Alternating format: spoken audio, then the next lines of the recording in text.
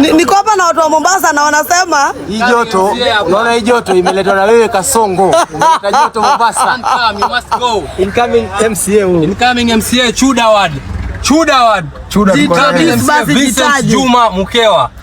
Tumesema mpatie vijana hizi viti. We need to occupy county assembly, we need to occupy national assembly. Of course. Mtupatie hizi viti nyinyi. Na tamu ni jamo. Bas. Watu wamesema shoti ni moja, ya pili kaomberecho. DJ. Nikikumbuka hiyo wimbo na iko mtu anaweza danganya sisi ati Kenya inaweza kuwa kama Singapore. Hiyo kitu inanisinya. Ruto. Ngoja hajasikia. Nikikumbuka